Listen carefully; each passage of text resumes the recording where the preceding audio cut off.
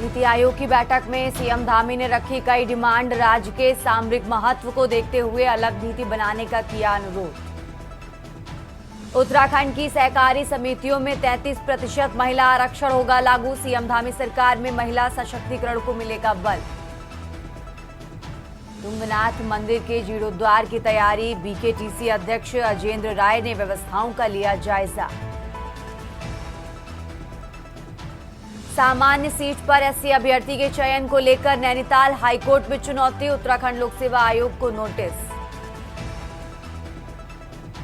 संतान की मृत्यु पर माता पिता को भी मिलेगा संपत्ति में हिस्सा। अभी तक सिर्फ पत्नी को था अधिकार। खुलेआम शराब पीने वाले हवालात पहुंचे। पुलिस ने अभियान चलाकर 954 लोगों के खिलाफ की कार्रवाई।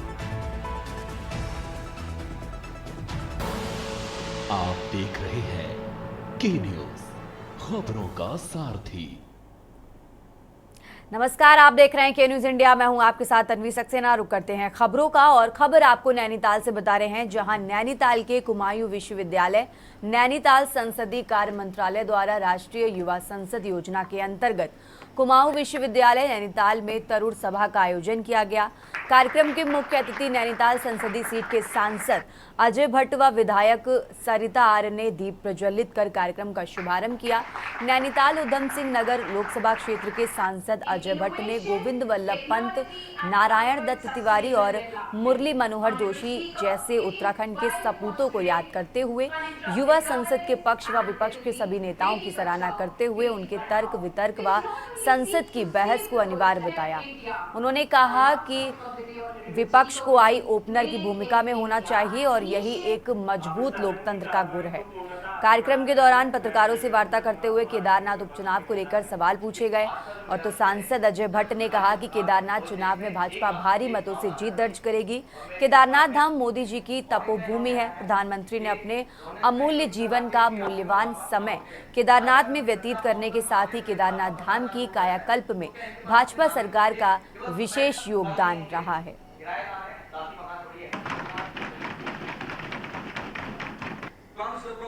Which is a major threat to Indian democracy. The problem of crony capitalism, Honorable Speaker, sir. The problem.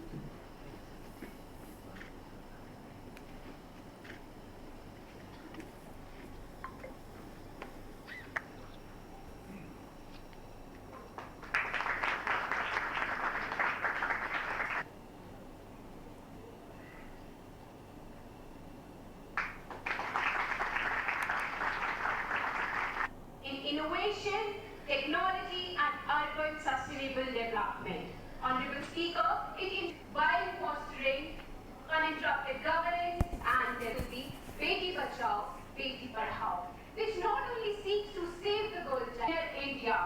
Our last topic of the day, Honorable Speaker, will be Made in India and initiate. आप इस सदन की कार्रवाई को पूर्णतः आगे बढ़ाते हुए मैं निवेदन करूंगा माननीय विपक्ष के नेता से। आज का जो मेरा विषय है, हमारी जो सरकार है वो इस देश में एक रात एक नाव लाना चाहती है, और मैं इसके विपक्ष में और इनका यह कहना है कि गवर्नेंस में इनको दिक्कत आती है कि राज्य में बार-बार चुनाव हो रहे हैं, और अगर हम ये खर्चा औसतन मान ले तो ये साल का 15,000 करोड़ बैठता है, तो क्या इनके पास अपने नामे के लिए केवल 27 साल नहीं होंगे? किराएदार है, दादी मकान थोड़ी है। Comes the problem, which is a major threat to Indian democracy. The problem of crony capitalism, Honorable Speaker, sir. The problem. और भारतीय जनता पार्टी इस बार केदार की सीट को भारी बहुमत से जीतेगी।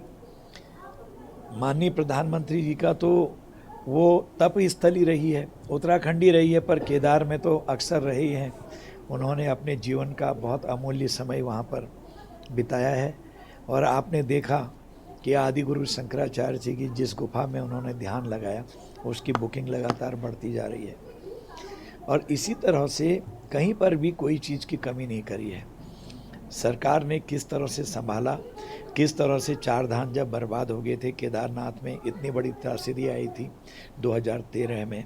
मैं स्वयं केदारनाथ में गया था, पैदल गया था, पैदल आया था, बद्रीनाथ जी, केदारनाथ जी।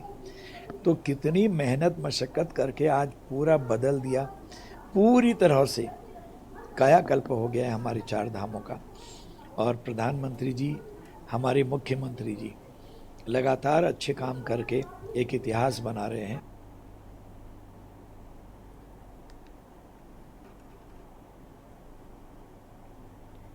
और अब खबर रामनगर से है, जहां एक सिंचाई नहर में एक युवक का शव बहता हुआ मौके से गुजर रहा है।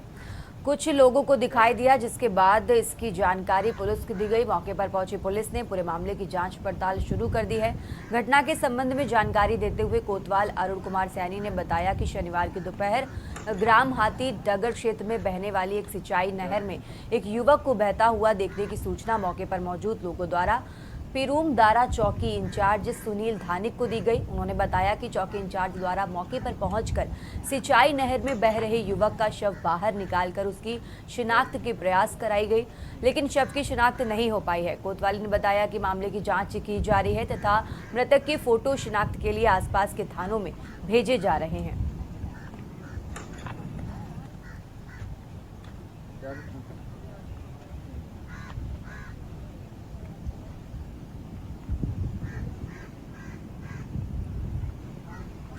हाथीडगर क्षेत्र में एक डेड बॉडी मिली है, क्या है पूरा मामला?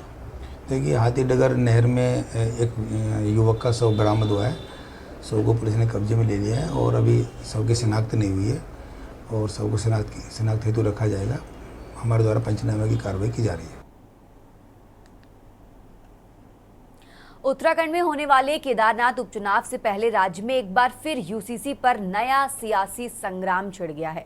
दरअसल कांग्रेस का आरोप है कि केदारनाथ उपचुनाव में लाभ के उद्देश्य से धामी सरकार यूसीसी लाने में जल्दबाजी कर रही है। इसके साथ ही कांग्रेस का कहना है कि यूसीसी के जरिए सरकार राज्य के मूल सरोकारों से ध्यान भटकाने की साजिश कर रही है।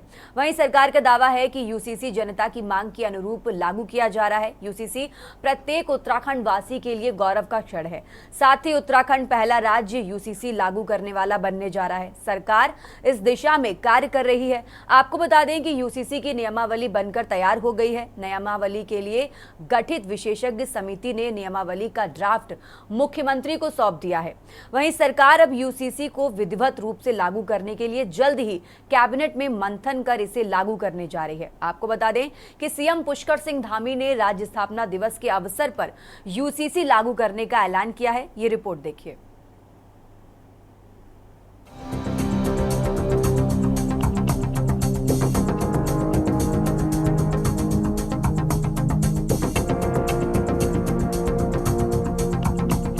उत्तराखंड की धामी सरकार यूसीसी लागू करने की दिशा में एक और कदम आगे बढ़ गई है। इसके तहत यूसीसी की नियमावली के लिए गठित विशेष समिति ने मुख्यमंत्री पुष्कर सिंह धामी को नियमावली का ड्राफ्ट सौंपा है। उत्तराखंड 2024 अधिनियम के क्रियान्वयन के लिए सेवानिवृत्त आईएएस शत्रुघ्न सिंह की अध्यक्षता में नियमावली और क्रियान्वयन समिति का गठन किया गया था। इस समिति ने मुख्यमंत्री पुष्कर सिंह धामी को नियमावली का ड्राफ्ट सौंप दिया है। वहीं मुख्यमंत्री का कहना है कि सरकार अब इस नियमावली का अध्ययन करेगी। इसके बाद अब यूसीसी को विधिवत रूप से लागू करने के लिए जल्द ही कैबिनेट बुलाई जाएगी। वहीं विपक्ष का कहना है कि यूसीसी भाजपा का एजेंडा है, न कि जनता की मांग। उत्तराखंड विधानसभा के आम चुनाव से ठीक 2 दिन पहले हमारी पार्टी का संकल्प था। हमारे आदरणीय प्रधानमंत्री मोदी जी के मार्गदर्शन में, उनके नेतृत्व में हमने उत्तराखंड की देवतुल्य जनता के सामने हम चुनाव में गए थे और चुनाव में हमने ये संकल्प रखा था कि नई सरकार का गठन होगा तो हम सबसे पहले यूसीसी लागू करने के लिए काम शुरू करेंगे। और पहले मंत्रिमंडल की बैठक में हमने निर्णय लिया और उसके लिए फिर यूसीसी के लिए ड्राफ्ट कमेटी का गठन किया। रंजना प्रकाश देसाई जी की अध्यक्षता में, जो सेवानिवृत्त न्यायाधीश हैं, एक कमेटी का गठन हुआ। उन्होंने हमको ड्राफ्ट दिया और 7 फरवरी 2024 को ये विधेयक विधानसभा से चर्चा होने के बाद पारित हो गया। सारी चीज़ें हमने अपने रिकमेंडेशन में डाल दी हैं। हमारी जो रिपोर्ट है उसमें रिकमेंडेशन में शामिल है। अब राज्य सरकार को देखना है कि उसमें कितने रिकमेंडेशन मानती है, कितने नहीं मानती। अब आगे आपका क्या रोल रहेगा सर? आपकी टीम का क्या रोल रहेगा? हमारी टीम का काम पूरा हो गया। अब राज्य सरकार को आगे का काम करना, अनलेस राज्य सरकार आगे कोई रोल सोचती है कि अभी हमें कुछ काम करना बाकी है, अदरवाइज हमारा काम पूरा हो गया। हम बार बार इस बात को कह रहे हैं कि यूसीसी भारतीय जनता पार्टी का राजनीतिक एजेंडा है। वो अपने राजनीतिक उद्देश्यों की पूर्ति करने के लिए यूसीसी नाम का एक जिन्न बोतल से बाहर निकालना चाहते हैं। और उसको बाहर निकाल लें। यूसीसी में है कुछ नहीं है। यूसीसी माने यूनिफॉर्म सिविल कोड। आप कितनी यूनिफॉर्मिटी है उसमें, आप देख लीजिए जो सिविल कोड बना है। ये बनाने का अधिकार तो भारत सरकार को है, केंद्र की सरकार को है। राज्य सरकार बना रही है, लेकिन क्या राज्य सरकार उन मामलों में भी दखल देगी जो हमारे यहाँ की कुरीतियाँ हैं? विभिन्न तरह के हमारे सामाजिक संगठन हैं। आपको बता दें कि यूसीसी की नियमावली में मुख्य रूप से 4 भाग हैं, जिसमें विवाह एवं विवाह विच्छेद, लिव इन रिलेशन, जन्म एवं मृत्यु पंजीकरण और उत्तराधिकार संबंधी नियमों के पंजीकरण संबंधी प्रक्रियाएं शामिल हैं। साथ ही सरकार जनसामान्य की सुविधा के लिए एक पोर्टल और मोबाइल ऐप भी तैयार कर रही है, जिससे कि पंजीकरण, अपील आदि की समस्त सुविधाएं ऑनलाइन मिलेंगी। वहीं कांग्रेस का आरोप है कि यूसीसी के जरिए सरकार राज्य के मूल सरोकारों से ध्यान भटकाने की साजिश कर रही है। साथ ही केदारनाथ उपचुनाव में इसका लाभ लेना चाहती है। यूसीसी को लेकर के सरकार की ओर से लगातार बयानबाजी हो रही है। हम पहले ही कह चुके हैं, प्रचंड बहुमत की सरकार है। सरकार जो चाहेगी वो कानून लाएगी। सरकार को रोक कौन सकता है, आप ये बताइए ना। लेकिन बयानबाजी हो रही है। बयानबाजी से आगे आज तक सरकार एक कदम नहीं बढ़ी। और हमने पूछा था कि यूसीसी का फायदा उत्तराखंड के बेरोजगारों को कैसे होगा, यहाँ से पलायन कैसे रुकेगा, यूसीसी से क्या उद्योग पहाड़ में चढ़ेंगे, लेकिन कोई जवाब नहीं मिला। और यूसीसी अगर भारत सरकार लेकर के आती तो देश को इसका लाभ हो सकता था। लेकिन जो सरकार यूसीसी के मामले में राज्यों के सहारे वैतरणी पार करना चाहती है, तो जनता जनार्दन भी इस हकीकत को जानती है। देखिए, जहाँ तक लागू हो सकती है या नहीं हो सकती कि आपकी बात है, तो ये उत्तराखंड में बीजेपी की जो डबल इंजन की सरकार है, ये बहुत बड़ी मनमानी कर रही है और वो लागू कर भी सकती है, पर ये नहीं होनी चाहिए। ये हमारा कहना है, ये पूरी जनता का कहना है और पूरे उत्तराखंड के लोगों का कहना है कि ये लागू नहीं होनी चाहिए। और जिन लोगों के बलबूते पर इन्होंने कहा कि हमने सर्वे कराया और लोग ये कह रहे हैं कि इसको होना चाहिए, उन लोगों को इन लोगों ने यूसीसी का सही मीनिंग बताया नहीं। उनसे मैं ये पूछना चाहता हूँ कि जब हम 2022 के चुनाव में गए थे तो हमने कहा था कि जब हमारी सरकार आएगी तो सरकार आने के बाद हम अपनी पहली कैबिनेट में यूसीसी लाएंगे। तो अगर ये जनता की मांग नहीं होती तो क्या 48 विधायकों का मैंडेट हमको मिलता? इस बात का विरोध तो तब भी किया था कांग्रेस ने कि भाई यूसीसी नहीं आना चाहिए। कांग्रेस तो विरोधी कर रही थी 2022 में भी। कुल मिलाकर केदारनाथ उपचुनाव से पहले राज्य में एक बार फिर यूसीसी पर सियासी महाभारत छिड़ गई है। और एक ओर जहां सरकार जनता से किए हुए वादे को पूरा करने की बात कर रही है, तो वहीं दूसरी ओर विपक्ष असल मुद्दों से ध्यान भटकाने की साजिश बता रहा है। अब सवाल यह है कि उत्तराखंड की पहली प्राथमिकता यूसीसी है या सख्त भूकानून है? क्या केंद्र सरकार के संसद में कानून बनाए बिना प्रदेश में यूसीसी कितना कारगर होगा? क्या यूसीसी को भविष्य में कोर्ट में चुनौती दी जा सकती है या नहीं? Uttarakhand desk report.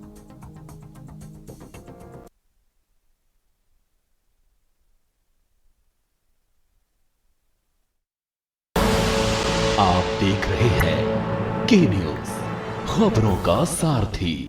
ब्रेक के बाद एक बार फिर से आप सभी का स्वागत है। रुक करते हैं खबरों का और खबर आपको हल्द्वानी से बता रहे हैं, जहां हल्द्वानी में प्रेस वार्ता करते हुए नेता प्रतिपक्ष यशपाल आर्य ने कहा कि राज्य सरकार द्वारा अतिक्रमण के नाम पर गरीबों को हटाने की साजिश और भ्रष्टाचार तथा स्मार्ट मीटर के नाम पर अडानी की उत्तराखंड में एंट्री सहित जनहित के दर्जनों मामलों को लेकर कांग्रेस 21 अक्टूबर को नैनीताल कमिश्नरी का घेराव करेगी। यशपाल आर्य ने कहा कि वर्तमान में भ्रष्टाचार चरम पर है। खनन में हैदराबाद की कंपनी वसूली कर रही है। स्मार्ट मीटर अडानी के नाम पर दिए जाएंगे। उत्तराखंड को बेचने के लिए सरकार पूरी तरह तैयार है, लेकिन कांग्रेस सरकार के जन विरोधी नीतियों के खिलाफ जमकर विरोध करने को तैयार है। रुद्रपुर हल्द्वानी के बाद अब 21 अक्टूबर को नैनीताल कमिश्नरी का घेराव किया जाएगा। वहीं विधायक सुमित हृदयेश ने कहा कि अब आम जनता इस सरकार से पूरी तरह त्रस्त हो चुकी है।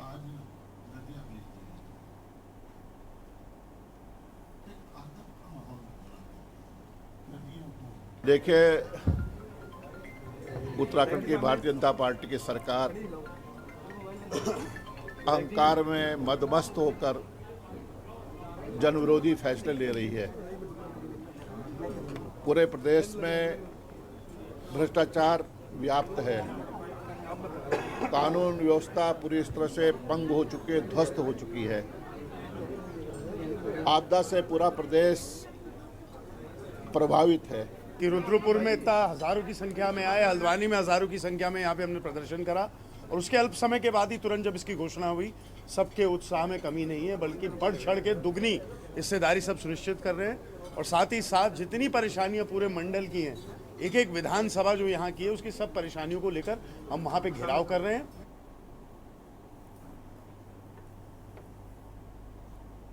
खबरों में आगे बढ़ते हैं और अब खबर आपको बागेश्वर से बता रहे हैं, जहां बागेश्वर के जिलाधिकारी आशीष भटगाई ने बागेश्वर वासियों के लिए हेलो बागेश्वर के नाम से स्वरोजगार हेल्पलाइन का उद्घाटन किया।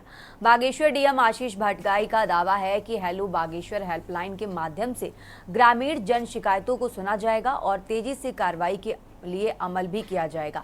हेलो बागेश्वर के माध्यम से स्वरोजगार परक लाभार्थियों की परेशानियों को भी सुना जाएगा। ग्रामीणों को कोई भी समस्या जो विभागों से संबंधित है, उनकी शिकायतों को भी हेलो बागेश्वर के माध्यम से सुनकर समाधान की दिशा में काम किया जाएगा।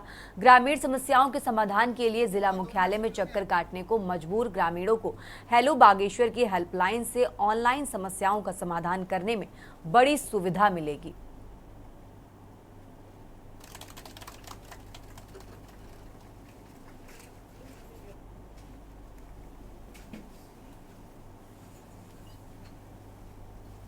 यहाँ पर हमने हेलो बागेश्वर जो हमारा है वो हमारा स्वरोजगार के लिए एक हेल्पलाइन है, हेल्प डेस्क है, और साथ ही साथ इसमें शिकायत निवारण प्रकोष्ठ भी है।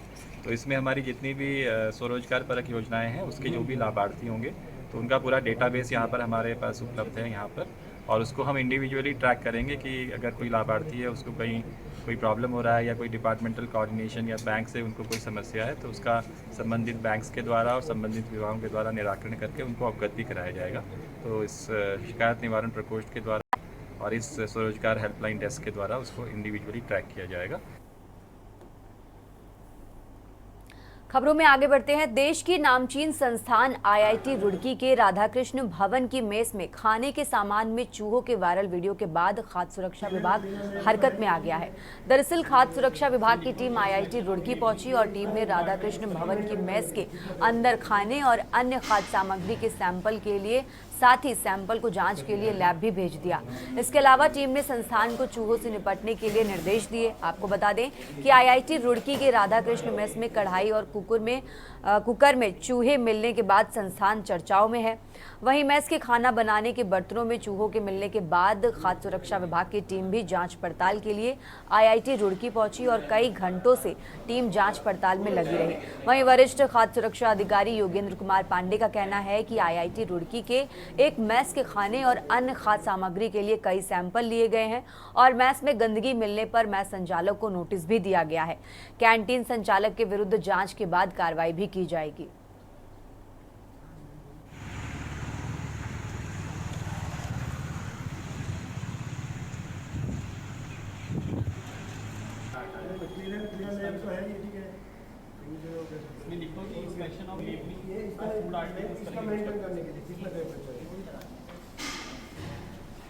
जो अखबारों में सुर्खियों में आया, मीडिया के माध्यम से पता चला कि ये ऐसे ऐसे वहाँ पे बच्चों ने शिकायत की है जिसपे कि जो कैंटीन है उस पर खाना जो है सही तरीके से उसको बच्चों को नहीं परोसा जा रहा है।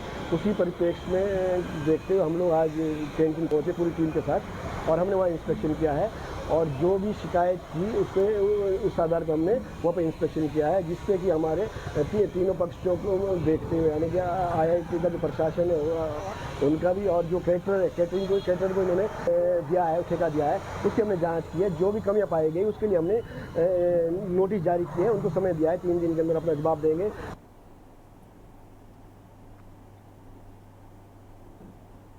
खबरों में आगे बढ़ते हैं। नई टिहरी विकासखंड धार के लोक निर्माण विभाग गेस्ट हाउस प्रांगण में जिलाधिकारी मयूर दीक्षित की अध्यक्षता में बहुउद्देशीय शिविर का आयोजन किया गया। जिलाधिकारी ने बताया कि जकड़ीधार के दुरुस्त इलाके ग्राम पंचायत सेमा में बहुउद्देशीय शिविर आयोजित किया गया, जिसमें विभिन्न विभागों के अधिकारियों ने प्रतिभाग किया, जिसमें अभी तक 75 शिकायतें दर्ज की गई, जो कि और कोशिशें भी की जा रही हैं। शिकायतों का निस्तारण किया जाएगा। विभागों द्वारा लाभार्थियों का भी रजिस्ट्रेशन किया जा रहा है जो कि छूटे हुए, और कहा कि इस बहुउद्देशीय शिविर में दिव्यांग प्रमाण पत्र भी बनाए जा रहे हैं। लक्ष्मी किट लाभार्थियों को उपलब्ध कराई जा रही है, जिससे समाज कल्याण, राशन, आधार कार्ड जो भी लाभ हैं वो लाभार्थियों को मिल सके।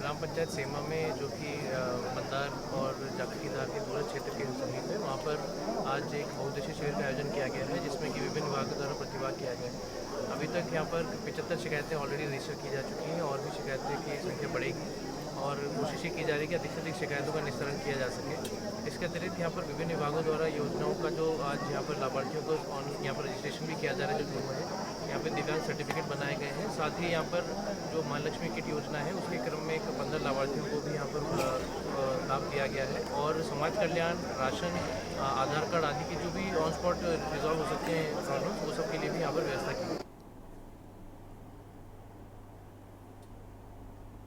खबरों में आगे बढ़ते हैं। बाजपुर रोड स्थित होटल गौतमी हार्ट्स में डॉक्टर धन सिंह रावत, मंत्री चिकित्सा, स्वास्थ्य एवं चिकित्सा शिक्षा, सहकारिता, उच्च शिक्षा, शिक्षा एवं संस्कृत शिक्षा उत्तराखंड सरकार का संशोधित भ्रमण कार्यक्रम में प्रतिभाग किया, जिसमें मंत्री धन सिंह रावत ने शिक्षक सम्मान कार्यक्रम में बतौर मुख्य अतिथि प्रतिभाग किया। आयोजित कार्यक्रम में जिन शिक्षकों ने उत्तराखंड में उत्कृष्ट कार्य किए, उनको इस कार्यक्रम के माध्यम से सम्मानित किया जा रहा है। पत्रकारों से वार्ता करते हुए डॉक्टर धन सिंह रावत ने कहा कि हमारे प्रदेश में शिक्षकों की भारी कमी थी, जिसको गंभीरता से लेते हुए प्रदेश के यशस्वी मुख्यमंत्री पुष्कर सिंह धामी और उनके द्वारा शिक्षकों की कमी की बात को लेकर सदन में बात हुई थी। उसी को लेकर मुख्यमंत्री और हमारे द्वारा शिक्षकों की 5000 की भर्ती अब तक की जा चुकी है।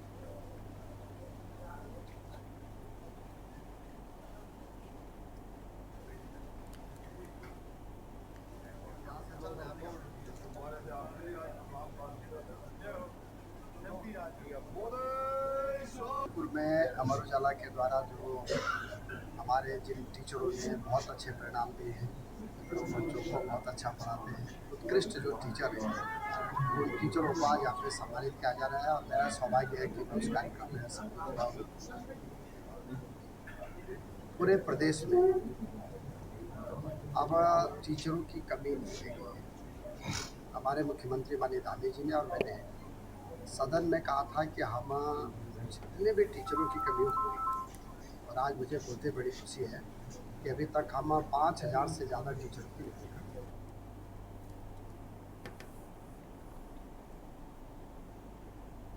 उत्तराखंडी खबरों में फिलहाल इतना ही। आप देखते रहिए के न्यूज़ इंडिया। आप देख रहे हैं के न्यूज़, खबरों का सारथी।